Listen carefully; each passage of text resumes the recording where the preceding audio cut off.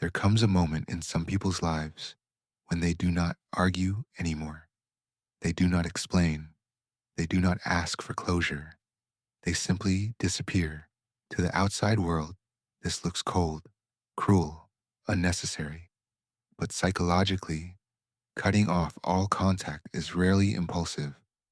It is the final stage of emotional exhaustion. Long before the silence, there were attempts to repair, to understand, to stay, but the nervous system can only tolerate so much contradiction between who it is and how it is treated.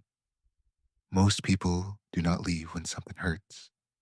They leave when something stops making sense, when conversations repeat but nothing changes, when promises replace behavior, when empathy is asked for but never returned. The mind tracks patterns silently. Every disappointment is stored. Every invalidation is archived, not emotionally, neurologically. The brain has a protection mechanism called emotional disengagement. At first, it is subtle. You reply slower, you share less, you stop explaining your inner world. But if the environment does not shift, the nervous system escalates its defense. It stops seeking repair. It begins preparing for removal. People who cut off all contact are not avoiding pain. They are choosing to stop reliving it. They do not leave to punish others. They leave because staying requires them to abandon themselves. There is a quiet identity fracture that happens before total withdrawal.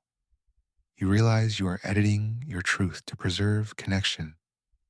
You filter your emotions. You silence your reactions. You become smaller. At some point, this shrinking becomes more painful than loneliness. The final cut rarely comes with anger. It comes with calm, a dangerous calm, because once the brain completes the internal separation, external ties no longer feel real. You are not leaving a person. You are leaving a version of yourself that you no longer recognize. To those left behind, the silence feels sudden, but internally, the departure happened months earlier.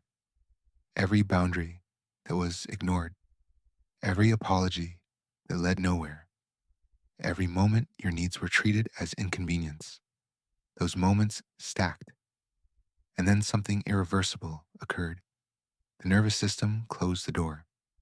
This is why people who cut off contact rarely look back, because closure already happened internally.